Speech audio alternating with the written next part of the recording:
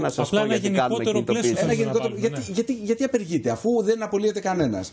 Αναβαθμίζουμε την παιδεία. Φτιάχνουμε ένα καινούριο λύκειο. Δεν απειλείται η εργασία σας. Λοιπόν,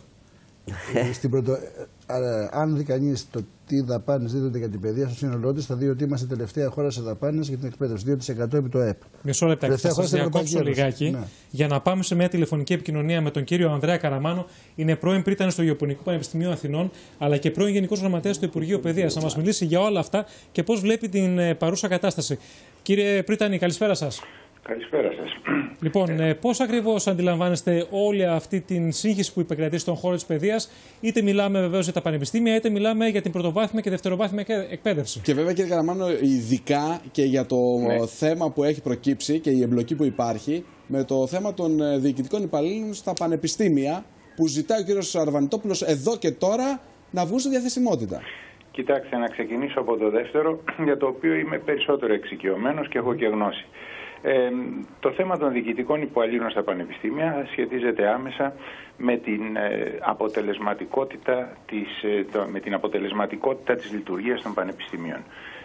Επειδή έτυχε να έχω υπηρετήσει να είμαι 10 χρόνια στη διοίκηση του Γεωπονικού Πανεπιστημίου Αθηνών, γνωρίζω πάρα πολύ καλά ότι οι τελευταίοι διορισμοί, επίσημοι διορισμοί μέσω ΑΣΕΠ διοικητικού προσωπικού έγιναν στις αρχές δεκαετίας του 90. Άρα δηλαδή για 23 χρόνια δεν έχει προσληφθεί κανένας σαν διοικητικό προσωπικό? Σχεδόν κανένας. Υπήρχε πάντοτε ένα πάγιο πρόβλημα, ένα πάγιο αίτημα να προσληφθούν διοικητικοί υπάλληλοι, και ιδιαίτερα θυμάμαι και σε συνόδους Πριτάνεων είχαμε γύρει αιτήματα για φύλαξη των πανεπιστημίων.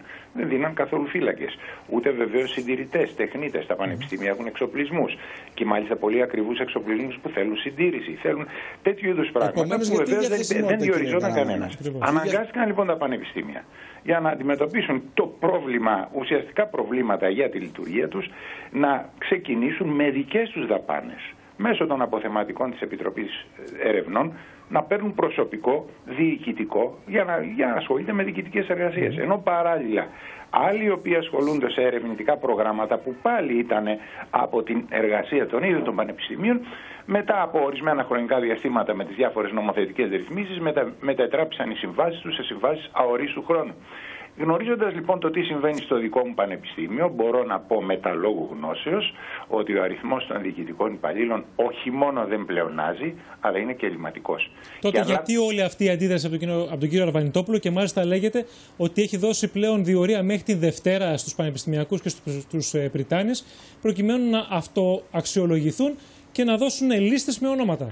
Κοιτάξτε, εδώ πιστεύω εγώ ότι εκείνο που γνωρίζω είναι ότι πράγματι εστάλει ένα έγγραφο από το Υπουργείο Παιδείας που ζητεί από τους Πριτάνης των πανεπιστημίων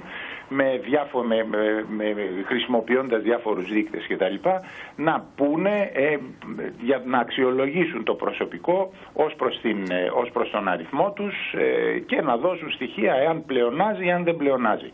Η γνώμη δική μου είναι, επειδή ακούω και την άλλη πλευρά, ακούω και από την πλευρά των Πριτάνεων προτάσεις και φωνές για άρνηση να δώσουν αυτά τα στοιχεία, εγώ νομίζω ότι δεν θα πρέπει κανείς να αφήσει τα πράγματα στα άκρα. Τα πανεπιστήμια μπορούν να δώσουν τα στοιχεία τα οποία τους ζητήθηκαν στο Υπουργείο Παιδείας. Διότι κοιτάξτε, εάν δεν τα δώσουν, τα πράγματα θα φτάσουν στα άκρα. Δηλώνει το Υπουργείο Παιδείας ότι θα κάνει οριζόντιες περικοπές, που θα είναι ό,τι χειρότερο μπορεί να συμβεί για τον πανεπιστημιακό χώρο, που είναι και πολύ ευαίσθητος χώρος. Νίκο, κύριε Καραμάνο, το θέμα. Πολύ. Μισό λεπτάκι λίγο παρακαλώ. Κάτι ακόμη να τονίσουμε. Πώς είναι δυνατόν λοιπόν τα πανεπιστήμια να λειτουργήσουν όταν ήδη το προσωπικό το οποίο χρησιμοποιείται δεν επαρκεί, πολύ δε περισσότερο όταν αυτοί οι άνθρωποι, όπως λέτε, δεν έχουν αξιολογηθεί με τα κατάλληλα κριτήρια και είναι πλέον στο έλεος του κάθε πρίτανη να κάνει την αξιολόγηση? Κοιτάξτε, ο πρίτανης καταρχήν δεν είναι μόνο ο πρίτανης, υπάρχουν συλλογικά όργανα στο πανεπιστήμιο και μην ξεχνάτε ότι έχουν αλλάξει τα πράγματα, υπάρχουν συμβούλια, έχει αλλάξει κάπως η δομή του πανεπιστημίου, δεν είναι ενός ανδρός αρχή. Το πρώτο και κύριο. Δεύτερον, εγώ σας μίλησα για το τι συμβαίνει στο πανεπιστήμιο το οποίο γνωρίζω. Για τα άλλα πανεπιστήμια νομίζω αρμοδιότεροι είναι να κάτσουν και να τεκμηριώσουν την ελλείψη σε διοικητικό προσωπικό ή σε ορισμένες περιπτώσεις ακόμα και την επάρκεια σε διοικητικό προσωπικό ή την περίσσευμα οι ίδιες οι διοικήσεις των πανεπιστημίων. Αυτά είναι η δική τους δουλειά και η γνώμη δική μου είναι για να σταματήσει, επειδή βλέπω ότι τραβάει πάρα πολύ αυτή η ιστορία από κάθε πλευρά, για να μην έχουμε, επειδή το πανεπιστήμιο είναι πάρα πολύ ευαίσθητος χώρος, να μην φτάσουμε στα άκρα. Καλό θα είναι να υπάρξει μια συνεννόηση μεταξύ των δύο πλευρών. Γνωρίζω ότι υπήρξε σήμερα μια συνάντηση μεταξύ του Υπουργού Παιδείας και του Προεδρείου του Συνόδου των Πριτάνεων. Θέλω να ελπίζω ότι κάτι θετικό έχει προκύψει από αυτήν. Σας ευχαριστούμε πάρα πολύ και καλό βράδυ. Λοιπόν, να δούμε τώρα τα πραγματικά προβλήματα της παιδείας και για ποιο λόγο μπαίνουμε στη διαδικασία της διαθεσιμότητας. Γιατί ο κόσμος από τη μία πλευρά ακούει την κυβέρνηση, η οποία λέει ότι θα κάνουμε αξιολόγηση, δεν φεύγει κανένας, θα παραμείνουν οι δάσκαλοι καθηγητές ή θα απορροφηθούν σχετικά με τις ειδικότητες που κλείσανε τα επαγγελματικά, τα ΕΠΑΛ και τις ειδικότητες αυτές. Από εκεί και πέρα όμως, τι ακριβώς συμβαίνει? Θα γίνουν απολύσεις? Μιλάμε για απαξίωση της εκπαίδευσης? Γιατί μιλάμε? Μπορώ να μιλήσω? Ναι. Λοιπόν, πριν απ' όλα πρέπει να πούμε ότι αυτή τη στιγμή που μιλάμε, από τα τελευταία 3 χρόνια, έχει μειωθεί ο αριθμός των εκπαιδευτικών κατά 30.000. Από 102.000 είμαστε περίπου στις 73 τώρα. Την ίδια στιγμή έχουμε, όπως καταλαβαίνετε, αυτός ο αριθμός από τον Ιούνιο μέχρι τώρα, τον Σεπτέμβριο, έχει μειωθεί επίσης κατά 16 περίπου χιλιάδες. Άρα πάμε δηλαδή στις 65.000. Εκεί και μάλιστα το Υπουργείο όταν το ρωτάς ομολογεί ότι θέλω να το πάω γύρω στο 62, 63, εκεί λέει θα το φτάσουμε. Που σημαίνει δηλαδή ότι... Νούμερα, βλέπουμε μόνο νούμερα. Ναι, και μάλιστα όταν στην προσπάθεια που έκανε με τη διαθεσιμότητα το καλοκαίρι, όταν αναρωτήθηκε κανείς, καλά, πώς επέλεξες αυτούς, ας πούμε, να καταργήσεις τις ειδικότητες των υγειονομικών, των εφαρμοσμένων τεχνών και της αισθητικής κομμωτικής, αυτές, και μαζί πήρε και καμιά 50 άλλες ακόμα ειδικότητες, ας πούμε, των συναδέλφων μας που ήταν βοηθοί στα εργαστήρια, τεχνίτες δηλαδή εργαστηρίων.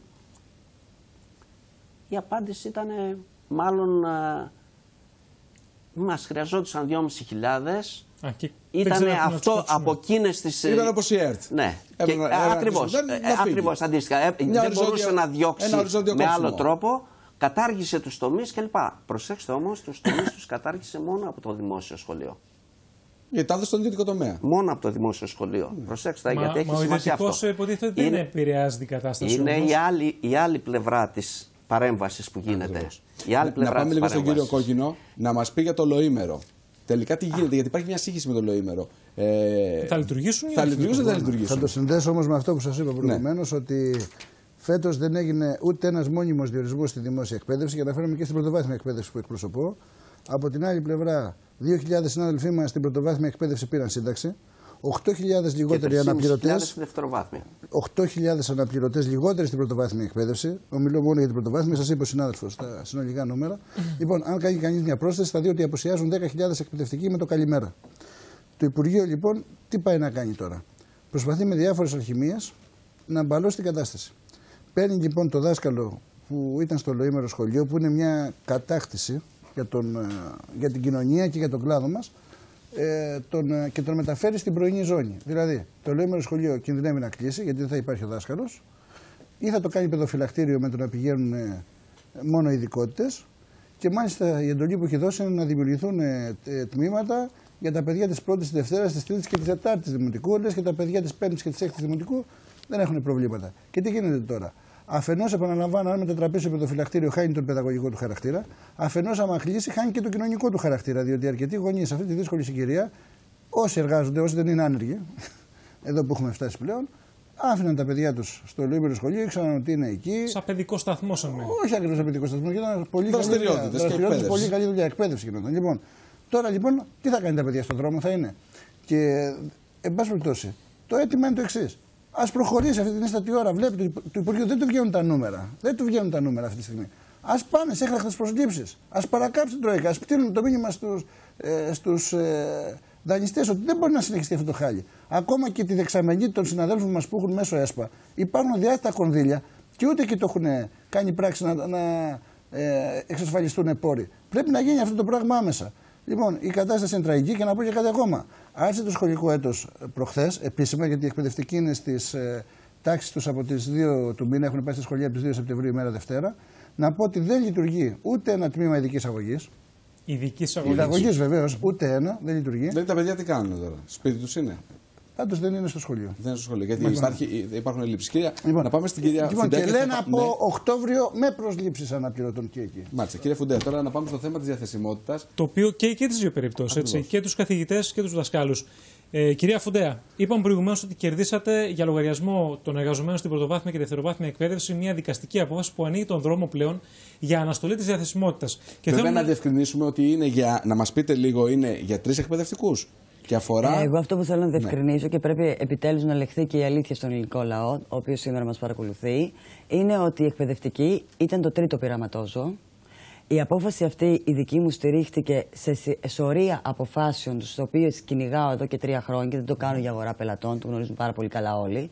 Το λέω απλώς ότι αρχής γενομένης, το λέω ξεκάθαρα, ότι πρώτα είχαμε τους έφεδρους οι οποίοι κοιμήθηκαν και οι οποίοι λογικό ήταν ότι μία και μοναδική προσέφυγε ενώ όλοι οι άλλοι έχασαν την προθεσμία. Δεύτερους είχαμε. Δικαιώθηκε και την ευχαριστώ πάρα πολύ γιατί μου άνοιξε τον δρόμο και για την τρίτη κινητικότητα, διαθεσιμότητα ή όπως θέλει να την πει ο κύριος Κυριάκος Μητσοτάκης. Είναι ατομική, προσωπική. Είναι ατομικά προσωπική, δεν υπάρχουν ομαδικές δυστυχώς προσφυγές πλέον στο διοικητικό εφετείο και αυτό το τονίζω γιατί η αναστολή ιδίως ο πρόεδρος και οι πρόεδροι θέλουν να δουν ακριβώς εκτός από την ουσία που έτσι και έτσι εδώ έχουμε να κάνουμε μια οριζόντια διαθεσιμότητα και τον ίδιο τον άνθρωπο. Γιατί ακούω για νούμερα τα οποία εμένα ποσός με ενδιαφέρουν αλλά δεν έχουμε δει τις ανθρώπινες ζωές και θα μου δώσετε και θα σας παρακαλέσω όλους όταν μια ΕΡΤ καταργείται ο σύζυγος μετά από 25 χρόνια ενεργού δράσης και 10 μέρες μετά η σύζυγός του η οποία είναι εκπαιδευτικός, θέλω να μου πείτε πώς αυτή η οικογένεια θα πληρώσει όλα αυτά τα οποία της επιβάλλουν. Δεύτερον, σαφέστατα, και δεύτερον, το πιο σοβαρό είναι ότι έτσι κάνω και εγώ, γιατί άκουγα προηγουμένως που μιλούσατε για το πρωτογενές πλεόνασμα. Πρωτογενές πλεόνασμα. Σαφέστατα. Πλεόνασμα ανέργων όμως, έτσι. Ανέργων. Απλώς, ειρωνικά το είπα. να πούμε για τη συγκεκριμένη απόφαση. Ουσιαστικά τορπιλίζει μία απόφαση για διαθεσιμότητα. Ουσιαστικά αναστέλει τη διαθεσιμότητα. Εγώ από τη Δευτέρα το ανακοινώνω, οι δικοί μου οι 3 και οι άλλοι 1.003, γιατί δεν θα είναι 3 έρχονται κι άλλες προσφυγές. Ακριβώς, τους έρχεται και ούτε με ενδιαφέρει, θα το πολεμήσω μέχρι τελευταίας ρανίδος.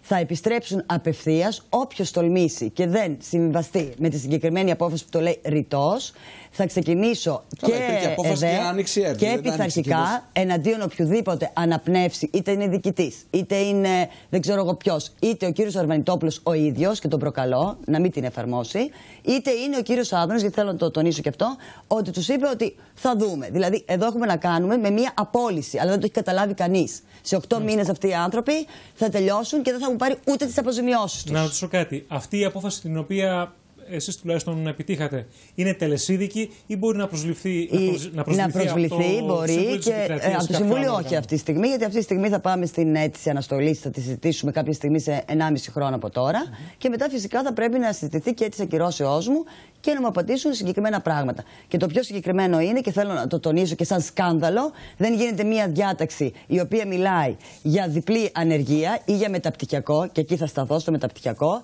τη μία μέρα να εφαρμόζεται και να βάζουν αυτούς που θέλουν να φωτογραφίσουν και την επόμενη μέρα να καταργείται η εξαίρεση αυτή. Αυτό θέλω επίσης ρητές, δεν ξέρω εγώ. Αυτό είναι ένα άλλο ζήτημα. Είναι κάτι το οποίο όμως είναι σε αυτό το νόμο και αυτό θα κριθεί και αυτό. Πώς γίνεται εντός 24 ωρών να καταργηθεί κάτι το οποίο έχει ψηφιστεί. Άρα κρατάμε από όσα είπατε ότι πρώτα απ' όλα κερδίθηκε η μάχη σε ό,τι αφορά τουλάχιστον την αναστολή της διαθεσιμότητας. Από Δευτέρα κανονικά στις θέσεις τους αυτοί τουλάχιστον θα επιστρέψουν. Και έχει δημιουργήσει βεβαίως και ένα δεδικασμένο στο οποίο μπορούν να πατήσουν πάρα πολύ, είτε προέρχονται από το χώρο των καθηγητών, είτε από το χώρο. Και όχι μόνο.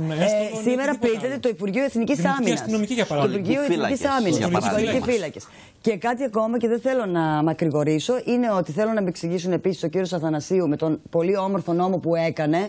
πώς γίνεται, γιατί εγώ θα τα καταγγείλω σήμερα, να δικάσουμε το πινάκιο 35 σε συμβασιούχους του 95, 90, 1989, ενώ έχω το πινάκιο 35 την Δευτέρα και δεν γίνονται τα πινάκια, και δεν φταίνε σε αυτό οι δικαστές, οι οποίοι έχουν δώσει μάχη πλην του Συμβουλίου της Επικρατείας. Τους ευχαριστώ πάρα πολύ. Ιδίως στα πρωτοβάθμια δεν έχουν μασίσει, και θα το τονίσω έτσι. Στο Νομικό Συμβούλιο του Κράτους, δεν τα ξέρει ο κόσμος, του 2010 μας είπε: όποιος δικηγόρος και δικαστικός τολμήσει να βάλει συμβασιούχους στη θέση εργασίας του, να ξέρει ότι απειλείται με πειθαρχικό. Ούτε αυτό τους ενδιέφερε. Και φυσικά και το διοικητικό εφετείο που έχει ακυρώσει και την εφεδρεία, όπως σας είπα, και τη δεύτερη διαθεσιμότητα, την πρώτη δηλαδή για τους δημοσίους υπαλλήλους. Άρα ένα διέξοδο πλέον έχει επιτευχθεί, τουλάχιστον για την κυβέρνηση και για τα σχέδια της Τρόικας. Βέβαια, δεν ξέρω το αδιέξοδο που ακριβώς είναι. Σαφώς και η νομιμότητα έχει αυτή τη διάσταση. Ναι. Όμως, μην ξεχνάμε. Η νομιμότητα, προχτές μου ελέγχθη. Η νομιμότητα έχει καταπατηθεί με πράξη νομοθετικού περιεχομένου. 8, και αυτό θα το καταγγείλω και θα τελειώσω και δεν θα ξαναμιλήσω ξανά ποτέ. Θα δώσω το λόγο στους συμπαρουσιαστές μου μαζί. Η μονιμότητα τη Δευτέρα, και θα το καταγγείλω, στον 8ο όροφο στο Υπουργείο του κυρίου Στουρνάρα, η ειδική σύμβουλος, νομική σύμβουλος, και μάλιστα φέρει τον τίτλο του δικηγόρου και νομικού συμβούλου, μας ελέγχθη για τις 3 θυγατρικές του ΟΜΕΧ και για τον ΕΟΜΕΧ ότι το παράνομο πολλές φορές είναι δίκαιο, ενώ το νόμιμο μπορεί να μην είναι και ορθόν. Αυτό δηλαδή του κυρίου Χατζηδάκη, νομική σύμβουλος από το Υπουργείο Ανάπτυξης, και του κυρίου Στουρνάρα. Αυτή δεν είναι, γιατί θα κάνουν μια διάταξη, λέει. Ποταμός είσαστε. Δύο τροπολογίες από που έρχονται. Η μία τροπολογία είναι ότι αν